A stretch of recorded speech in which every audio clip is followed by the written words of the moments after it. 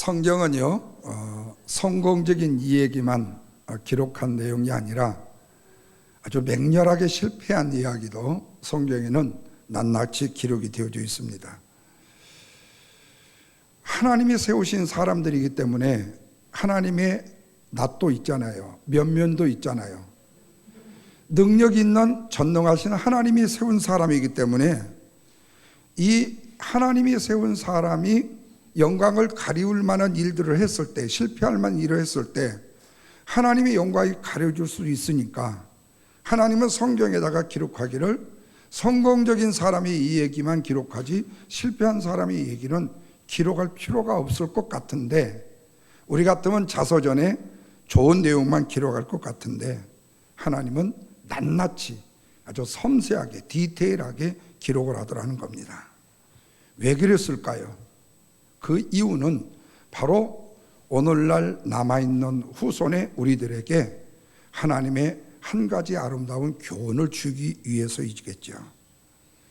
그래서 하나님께서는 우리로 하여금 믿음의 선진들처럼 실수를 하지 않게 하기 위해서 믿음의 선진들의 부끄러운 역사임에도 불구하고 성경에 낱낱이 기록을 하셨다는 말씀입니다.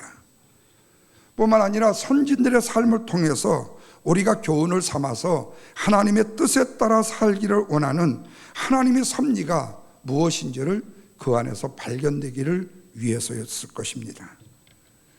그런데 사람들은요, 작은 것과 미약한 것들을 무시하는 경향들이 참 많습니다. 그리고 크고 강하게 보여지는 것들을 좀 더 중요시 여기는 경우가 있어요. 그래서 일을 맡겨도 중요하다고 생각되는 일들에는 좀 뭔가 정신을 차리고 소홀하다고 생각하는 일들에는 정신줄을 놓으라는 거죠. 뿐만 아니라 선진들의 삶에서 교훈을 삼아서 하나님이 우리에게 원하시는 삶이 무엇인지를 우리로 하여금 알게 하는 그 역사적 사실이 중요하고 작은 일에만 있는 것이 아니라, 큰 일에만 있는 것이 아니라 우리는 적고 큰 것에도 있다는 사실을 알아야 되는데 우리는 작은 것보다도 큰 것을 더 좋아한다는 거예요. 왜 그럴까? 그것은 큰 것이 작은 것보다 낫고 큰 것이 작은 것을 이긴다라는 사실로 알고 있기 때문에 그렇습니다. 그래서 인생이 작은 것과 미약한 것을 소홀히 여기는 경우가 있어요. 그런데 문제는요, 우리의 인생이 발목이 잡히는 경우가 결코 큰 일에서 잡히는 것이 아니더라는 거예요. 아주 미약하고 작은 것에서 잡히기 시작하죠. 예를 들어 보십시다. 엄청나게 큰 건물입니다. 그런데도 부속이 1% 부족해요. 철근을 빼먹었어요. 콘크리트를 좀 배합을 잘못했어요. 그로 인해 가지고 무너지는 건물들을 우리가 종종 보게 되어지죠. 우리의 인생에도 마찬가지입니다. 큰 것이 우리의 인생을 망가뜨릴 수도 있지만 아주 작은 것이 우리의 인생 전체를 깡그리하게 무너뜨리는 경우들을 우리가 종종 보게 되어져요. 성경의 그 대표적인 사람이 오늘 우리가 읽었던 본문의 사울 왕입니다. 사울 왕은 아주 작은 것에 불순종함으로 인해서 자신의 인생을 완전히 무너진 인생으로 만든 왕 중에 한 사람입니다. 오늘 우리의 인생이 꼬이는 이유가 되어줄 수도 있어요.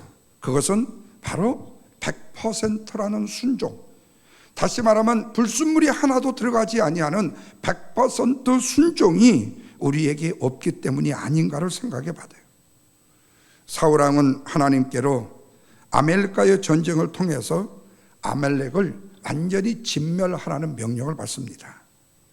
그런데 결론은 보통 사람들이 그까지 정도, 아니 그 정도까지야 라고 그냥 넘어갈 수 있잖아 라고 하는 일들을 그 자신이 소홀히 여기다가 하나님의 명령대로 순종치 않았다는 그 말에 그는 결국 위대한 왕으로 서지 못하고 자신의 인생 자체를 내려놓는 왕으로 들어서게 되었다는 사실입니다.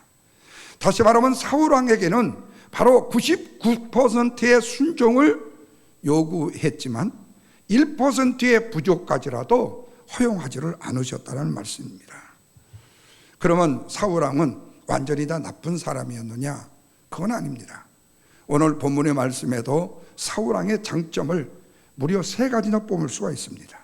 첫째는요, 하나님이 아멜렉을 멸망시키라고, 진멸하라고 명령을 내리니까 지체하지 않습니다. 즉각적으로 반응을 했다는 거예요. 다시 말하면 하나님의 명령에 즉각적인 반응을 해서 군대를 소집함으로 인해서 군사를 출전을 시키는 거예요. 이런 면에서 봤을 때에 사울은 하나님의 순종을 쫓는 왕이었다는 사실을 알게 되어져요. 두 번째로는 아멜렉과의 전쟁을 시작하면서 뭐를 지시하느냐면 미리 복병을 심어두더라는 얘기예요. 이 말을 다른 말로 말하면 전쟁의 전술에 뛰어나다는 거예요. 더 쉬운 말로 말하면 머리가 괜찮은 지도자였다는 말이 됩니다. 하나님께서는 당신이 세우시어서 하나님의 말씀에 순종하는 사람에게 하나님께서 총명을 주시어서 지혜로운 사람이 되게 하셨다는 말씀이 되어져요. 셋째는요, 아멜렉과의 전쟁 중에 혹시라도 자기와 상관이 없는 백성이 피해를 입을까 봐서 겐 족속에 대해서는 피해를 입을 수 있으니까 빨리 그 아멜렉 땅에서 떠나라고 권면을 해주는 배려를 베풀어 줍니다. 한마디로 말하면 긍휼과 자비가 있는 착한 행실의 지도자, 왕이었다라는 말씀입니다. 그런데도 안타깝게도 그 많은 장점임에도 불구하고 그의 순종은 2%가 부족한 순종이 되었다는 사실이에요. 그것은 바로 아멜렉의 아각 왕을 살려두었다는 것과 자기가 좋은 것을 남겨주었다는 이 2가지였습니다. 여기서 우리는 아무리 즉각적인 반응이 뛰어났고 또한 뛰어난 지략이 있고 남에 대한 배려가 있다 손 치더라도 100%의 하나님을 향한 순종이 없게 되어지게 되면 결국에는 무너지게 되고 결국에는 실패하게 된다는 사실을 알게 되어져요. 그런데 문제는 사울왕이 이렇게 99%의 순종을 했음에도 불구하고 왜 1%의 불순종을 했던 이유가 무엇이었을까 하는 거예요. 첫째는요, 자기에게 초점을 맞추는 자세 때문이었어요. 하나님의 일을 맡겼고 하나님의 일을 해야 될 사람, 그리고 민족의 왕이었지만은 이 사울왕의 그 단점 1%의 불순종의 이유는 자기에게 초점을 맞추는 자세 때문이었다는 거예요. 자, 오늘 본문 1절 말씀을 다 같이 한번 읽겠습니다. 사무엘이 사울에게 이르되 여호와께서 나를 보내 왕에게 기름을 부어 무슨 왕으로 삼았어요? 이스라엘 왕으로 삼았으니 왕은 여호와의 말씀을 뭐라고 했습니까? 들으라고 말씀합니다. 자, 여기서 사무엘이 2가지를 지적해요. 첫째는 사울에게 하나님이 당신을 왕으로 세우셨다. 당신의 능력과 힘이 있어서 스스로 왕이 된 것이 아니라 하나님이 당신을 왕으로 세우셨다라고 전합니다. 그리고 또 한 가지 그가 왕이 된 이유를 뭐라고 하는 거니? 하나님이 세우신 것이라고 분명히 말씀을 합니다. 그러니까 하나님이 말씀하시는 사명을 받아들여라, 순종해라 하는 거예요. 자, 여기서 사무엘은 사울 왕의 뭐를 얘기하고 있습니까? 인생의 정체성, 사울 왕의 정체성을 말씀하고 있습니다. 다른 말로 말하면 당신은 하나님이 세우신 왕이니까 하나님의 사명의 말씀을 철저하게 지키라는 말의 뜻이에요. 그렇다면 여러분, 오늘 저와 여러분 누구입니까? 창조주 하나님께서 예수 그리스도를 이 땅에 보내셔서 죄인된 우리를 위하여 십자가에 죽게 하심으로 영원한 생명을 우리에게 약속해 주신, 그리고 구원받은 하나님의 거룩한 백성이 아니고 누구이겠습니까? 그렇다면 우리가 이 사실을 우리의 가슴에 기억하고 우리의 삶 속에 기억하면서 살아가야 하는 것이 오늘 우리가 신앙인 되어진 뭐지요? 정체성이 아니고 무엇이겠습니까? 그런데 우리가 순간순간 어떤 상황에, 어떤 환경에 누구 때문에 오늘 우리의 정체성을 잃어버리더라는 거예요. 그리고 하나님 여호와의 구원받은 하나님의 거룩한 백성임을 망각하고 마치 세상에 구원받지 못한 사람들과 똑같은 생각과 사고와 행동을 하면서 살아가는 모습들이 우리의 모습에서 너무 많이 보여진다는 겁니다. 그런데 우리가 우리의 이런 정체성을 만약에 잃어버린다면 어떻게 될까요? 두말할 나위가 없죠. 사울 왕과 같은 인생이 되고 만다는 사실입니다. 뿐만 아니라 우리가 아무리 큰 사명을 받았다 손치더라도 하나님이 우리를 세우신 목적과 그 이유와 우리의 삶의 정체성을 잃어버리게 되면 우리도 사울 왕처럼 무슨 길을 갈 수밖에 없어요? 멸망의 길을 갈 수밖에 없다는 겁니다. 이렇듯 우리는 성경을 통해서 수많은 사람들이 처음에는 하나님으로부터 엄청난 사명을 부여받아서 많은 일들을 너무나도 많이 감당해서 엄청난 명성을 얻었다 할지라도 순간에 하나님이 세우신 정체성을 잃어버리고 내 자신의 생각과 뜻에 맞춰 내 삶을 살다가 무너진 인생의 삶을 산 사람들을 많이 보게 된다는 사실입니다. 그렇다면 사울왕도 마찬가지예요. 자신을 왕으로 세운 분이 하나님이라는 사실을 망각해버리고 모든 일들을 자신의 문제에 초점을 맞춰 감으로 인하여서 결국은 사울도 멸망의 길로 치닫게 되더라는 말씀입니다. 우리가 알다시피 사울왕의 시작은 엄청나게 좋았습니다. 처음에는 신실하게 하나님이 주신 사명을 감당도 했습니다. 사무엘상 14장 17절 이하의 말씀에 보면 사울이 전쟁에서 하나님의 명령에 따라 가는 전쟁에서 가는 곳마다 이겼고 이스라엘 백성들을 건져냈고 지켰다고 기록을 했어요. 그런 그에게 본문 2절에서는 이렇게 말씀합니다. 다 같이 읽습니다. 만군의 여호와께서 이같이 말씀하시기를 아멜렉이 이스라엘에게 행한 일 곧 애굽에서 나올 때에 길에서 대적한 일로 내가 그들을 뭐 하겠다고 하십니까? 벌하시겠다고 말씀을 하셔요. 이 말씀은 아멜렉이 하나님의 일을 방해했다는 거예요. 그래서 그 방해한 일 때문에 심판으로 아멜렉을 진멸하시겠다고 말씀하는 거예요. 자, 그러니 3절에서 뭐라고 말하죠? 다 같이요. 지금 가서 아멜렉을 쳐서 그들의 모든 소유를 남기지 말고 진멸하되, 중요해요. 그 뒤에 가요. 남녀와 소아와 젖먹이는 아이까지, 그리고 우양과 낙타와 나귀까지 모두 다 뭐라고 그랬어요? 진멸, 죽이라고 말씀을 해요. 너무 잔인해요. 그런데 7절 말씀을 보시면 사울이 하나님의 말씀에 순종해서 전쟁을 어떻게 했다고 그랬어요? 승리로 이끌었다고 했어요. 그런데 문제는 승리를 일궈낸 이후의 일입니다. 9절입니다. 다 같이 한번 읽습니다. 아멜렉에 속한 모든 것을 완전히 진멸하지 않고 그 왕과 좋은 것을 뭐 했다고요? 남겼다고 말씀하십니다. 다시 말하면 하나님의 말씀에 디테일하게 순종하지 아니하고 자기의 생각대로 자기의 뜻대로 전쟁을 뭐 했어요? 마무리하더라는 거예요. 자, 여기서 조심할 내용이 두 가지입니다.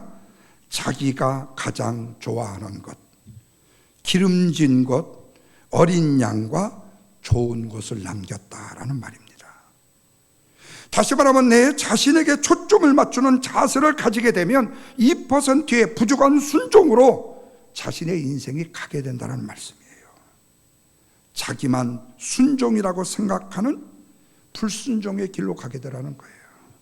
나는 순종이라고 생각해요. 이 정도까지 순종했으면 99%, 98% 순종했으면 하나님이 좋아할 것이라고 생각했는데 내가 내 자세에 맞춰봤는데 하나님은 그 2%도 1%도 부족하다고 네가 불순종의 길로 갔다고 말씀하더라는 거예요. 내 자신이 생각하는 자기의 초점이 나를 어디로 이끌어요? 불순종으로 이끌더라는 말씀입니다. 그러자 하나님께서 사무엘상 15장 11절에서 사울을 향해서 뭐라고 말씀하는 거니? 네가 나를 따르지 않았다고 말씀을 합니다. 이 말씀은 뭐지요? 결국에는 내 발자국을 따르지 않았다는 뜻입니다. 내가 명령한 내 뜻을 벗어났다는 말씀이 된 거예요. 왜 그랬을까요? 하나님의 말씀이 아닌 다른 생각이 누구에게? 사울에게 다가왔기 때문에 그랬어요. 그래서 항상 문제가 되는 것이 내 생각에는, 내가 알기로는, 내 경험으로는 이게 문제가 되는 거예요. 내 생각과 내 경험과 내가 아는 것이 문제가 되는 거예요. 그래서 우리가 어떤 일을 하다가도 다른 생각이 들어오면 우리는 그 생각을 내쳐내야 돼요. 근데 그 생각을 마치 굿 아이디어라고, 엄청나게 좋은 하나님의 응답이라고 받아들인다는 거예요. 이것의 실수를 가장 많이 하는 사람이 누군 줄 아세요? 목사입니다. 예. 가장 하나님의 말씀에 순종을 많이 해야 될 목사가 어쩌면 가장 하나님의 말씀에 불순종하는 일을 하기가 가장 쉬워요. 이건 다른 목사님 얘기 아니라 제 얘기하는 거예요. 왜 그런 줄 아세요? 기도하는 것이 다 하나님의, 내가 기도하는 것이, 내가 바라는 것이, 내가 원하는 목표의 방향이 모두 다 하나님의 뜻이라고 생각하는 내 생각 때문에. 그런데 아닐 수도 많다라는 거예요. 아니기도 많이 했다는 거예요. 그 경험이 하나님의 우리에게 주신 경험이 아니라 내 경험일 수도 있다는 거예요. 그런데 그 경험과 그 지식과 그 생각이 문제가 되는 경우가 얼마나 많은지 몰라요. 그래서 주님의 일을 하다가 어떤 생각이 내게 다가오게 되어지게 되면 빨리 거기를 벗어나야 돼요. 마귀가 하는 일이 뭔 줄 아세요? 우리가 가는 정상적인 길을 벗어날 수 있도록 엄청나게 아웃사이드에서 작업을 하고 있다는 사실을 아셔야 돼요. 마귀는 한 번도 쉰 적이 없습니다. 쉼 없이 오늘 우리로 하여금 우리의 정상적인 길에서 벗어날도록 우리를 미혹하고 우리의 생각을 집어넣고 있다는 말씀이에요. 그래서 사람들의 머릿속에요, 내 생각과 다른 생각을 집어넣는 겁니다. 특별히 마귀는요, 자기가 똑똑하다고 생각하는 사람에게 더 접근을 해요. 그리고 뭔가 경험이 있고 뭔가 힘이 있고 뭔가 능력이 있고 뭔가 자신감이 충만한 사람들에게 이런 생각을 집어넣는 거예요. 스스로 죽음의 길을 갈 수 있도록 말입니다. 그래서 하나님의 일에는 내 생각을 첨가해서는 안 된다는 거예요. 그러나 김치찌개를 끓일 때는 반드시 라면 수프를 넣으세요. 그래야 맛이 있어요. 예. 그러나 하나님의 생각에는요, 절대로 다른 생각을 주입시키면 첨가하면 안 돼요.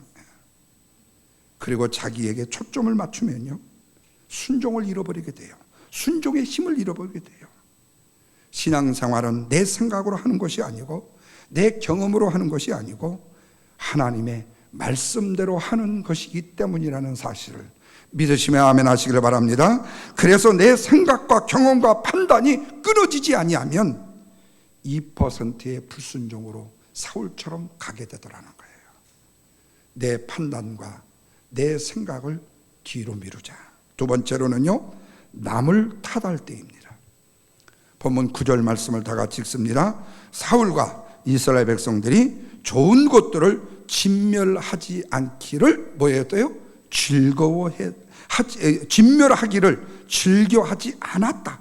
좋은 것들을 진멸하기를 즐겨하지 않았다, 이렇게 말씀해요.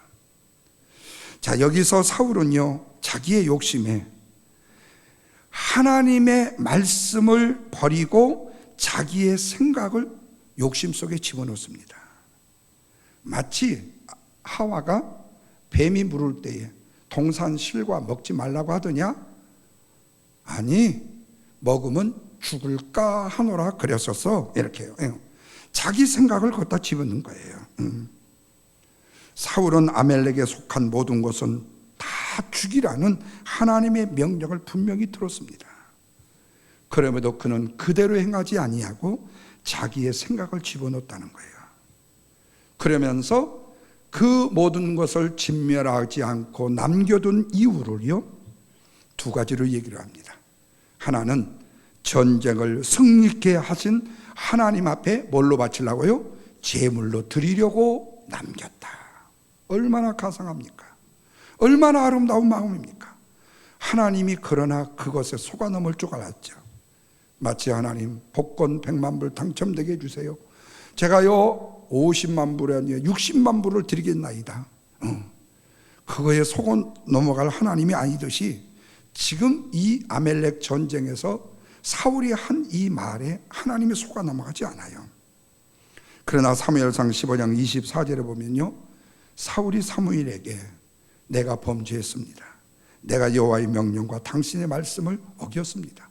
그런데 어긴 이유는요, 내가 백성을 두려워해서 그들의 말을 청종했습니다. 두 번째로는 뭐냐면 백성들이 두려웠다는 거예요.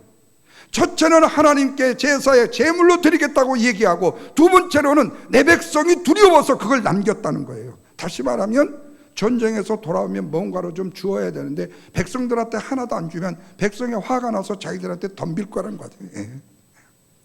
그러나 백성은 덤비려고 생각한 적이 없어요. 사울이 그렇게 이야기한 것 뿐이에요.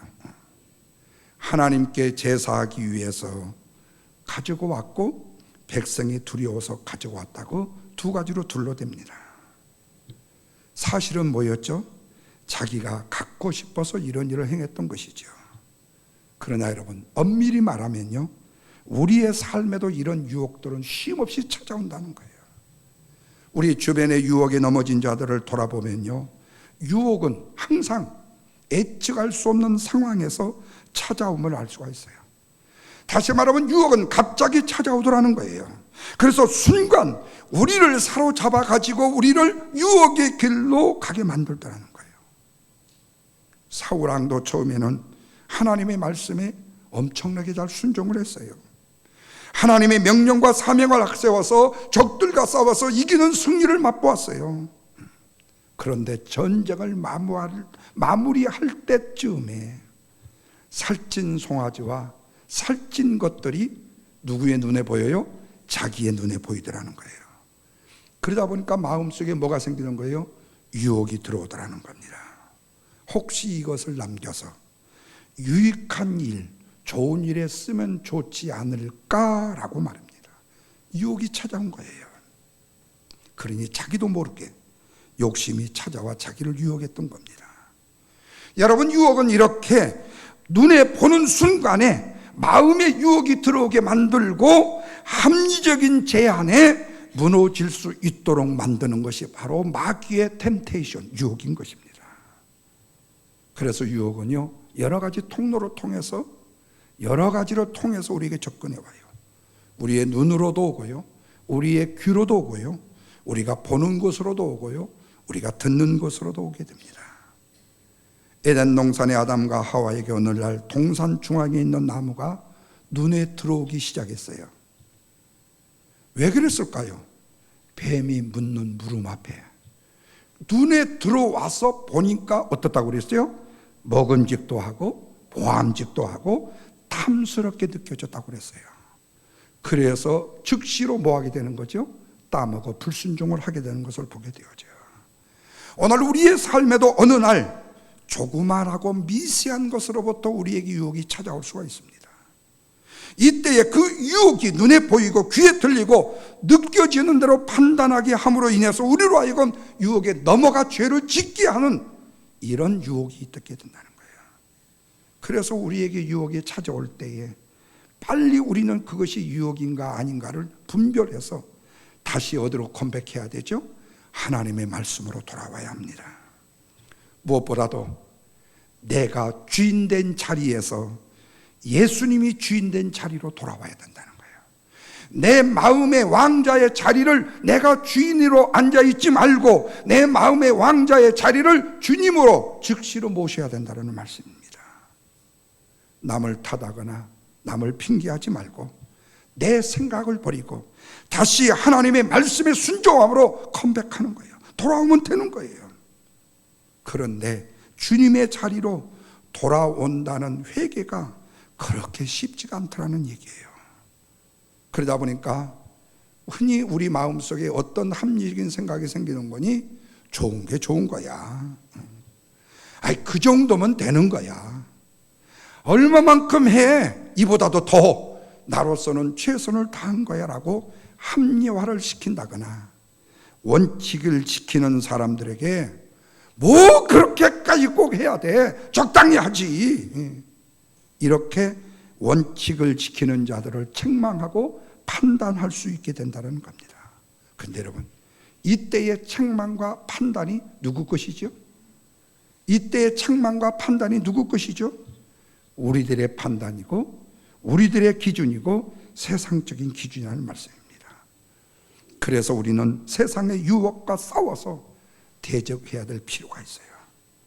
끊임없이 하나님의 말씀 안에서 하나님의 자녀이자 주님의 군사라는 정체성을 가지고 순간 나의 마음과 말과 행동이 어디로 향하고 있는지를 예의주시하면서 내 마음에 잃었던 주님을 다시금 주인으로 모시고 살아가야 된다. 그리고 하나님께서 아무리 탓하지 말라고 말씀을 한다면, 아무도 탓하지 말라고 말씀을 한다면 수만 가지 수천 가지의 판단을 이유들이 상대방에 보인다 손치더라도 아무도 판단하지 말아야 된다는 거예요. 아멘? 아멘? 내가 아멘? 예. 그리고 사랑하라 하면 사랑하면 된다는 말씀이에요. 근데 이 판단이, 이 입이 쉬지를 않는다는 거예요. 이 사랑이 식어진다는 거예요.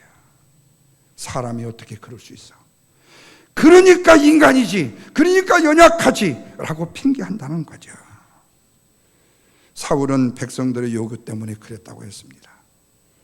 좋은 곳으로 하나님께 제사를 한다고 그랬다고 했습니다. 그러나 여러분, 사울은 지금 누구지요? 이스라엘 민족의 지도자입니다. 지도자는 추종자들을 따르게 하는 위치의 사람입니다. 바로 그게 의무요, 그게 사명이었습니다. 그런데 지금 사울왕은 리더자이면서도 누구를 탓하고 있죠? 백성을 탓하고 있습니다. 백성들이 두려워서 그랬다고 말하는 거예요. 여러분, 마귀는요 항상 우리의 마음을 편안하게 만들어 주는 척 할 뿐이지 절대로 편안하지가 않습니다. 그래서 거짓말이라는 것은 순간에요, 나로 하여금 평안을 추구하기 위해서 순간 거짓말을 해요. 그래서 마귀가 순간 거짓말을 하게끔 만들어요. 누구처럼요? 예. 그 다음부터는 이제 뭐가 되는 거죠? 색깔이 변해지는 거예요. 그런데 중요한 사실은 거짓말을 한 번 하기 시작하면, 언제도 말씀드렸죠, 최소한도 21번의 거짓말을 해야 첫 번의 거짓말을 약간 덮을 수가 있어요. 통계입니다, 그거요. 그러나 22번째에는 드디어 거짓말인 것이 뭐한다? 드러난다는 거예요. 검찰에서 드러나게 만들어 줄 거예요. 예. 갖가지 핑계와 남을 탓하면 된다라고 생각한다는 겁니다. 사랑하는 여러분, 왜 안 된다고 생각하십니까? 왜 힘이 없다고 생각하십니까? 그것은 내가 스스로의 핑계를 만들어내기 때문에 그런 것입니다. 무슨 일이든지 우리는 두려워서가 아닙니다. 우리는 핑계를 만들어내기 때문에 그렇습니다. 그래서 무슨 일이 생기면요, 가정 형편이 그랬다고 말하고요, 부모님 때문이라고 그렇게 말하고요, 사회 환경이 그렇다고 말하고요, 요즘 시세가 다 그렇다고 말하고요, 내가 이놈의 나라에서 태어났다고 말한다는 거예요. 예. 그러면 여러분, 네버, 반드시 무너지게 됩니다. 그래서 우리의 신앙인은요, 남을 탓하거나 핑계하는 일에 앞장서서는 안 됩니다. 환경도 탓을 해서는 안 됩니다. 환경과 사람은, 그리고 조건에 핑계를 대지 말아야 된다는 거예요. 환경과 핑계는 넘으라고 있는 것이지 거기에 넘어지라고 있는 것이 아니라는 거예요. 그래서 핑계하지 않는 자에게는요, 세상에 줄 수 없는 평안이 다가오게 되고요, 은혜 안에서 자유와 기쁨을 누리게 되며 살게 된다는 말씀입니다. 그렇다면 여러분, 갑자기 찾아온 유혹에 대해서 우리가 대처할 수 있는 방법은 뭘까요? 깨어서 하나님의 말씀을 묵상하는 길이고, 평소에 꾸준히 하나님의 말씀을 우리가 공부하는 길이고, 꾸준히 하나님의 말씀대로 살아가는 삶을 끊임없이 반복해서 경건의 훈련을 가지고 그 유혹과 미혹을 이겨내는 삶을 살아가는 훈련을 하는 것이다. 사랑하는 성도 여러분, 이제 말씀을 맺겠습니다. 우리가 전능하신 하나님께 순종한 일이라는 것은요, 하나님과의 아주 직접적으로 연결이 되어져 있는 끈입니다. 하나님과 연결이 되어지게 되면요, 성경은 뭐라고 말씀하죠? 능치 못할 일이 없다고 말씀을 합니다. 그러나 여러분, 자기에게 초점의 사람, 자기에게 초점을 맞추는 사람, 그리고 남을 탓하는 사람에게는 하나님과 연결이 디스커넥트 돼요. 끊어지고 맙니다. 그리고 낭망하고 원망하다가 결국에는 죽게 되어져. 참으로 어리석은 일이 아닐 수가 없죠. 그래서 우리는 어떻게 해야 됩니까? 넘어서야 됩니다. 순종해야 됩니다. 왜? 불순종도 습관이 되고 거짓말도 습관이 되기 때문에 그렇습니다. 사울의 불순종은 이번이 처음만은 아니었습니다. 작고 미세한 것에서 거짓말을 했고 그는 불순종을 했었습니다. 그런데 그것이 점점 허용이 되다 보니까 불순종의 성향의 사람이 되어버렸고 결국에는 실패하는 인생으로 끝을 맺고 말더라는 사실입니다. 그렇다면 여러분, 순종은 몇 퍼센트요? 100% 순종밖에 없어요.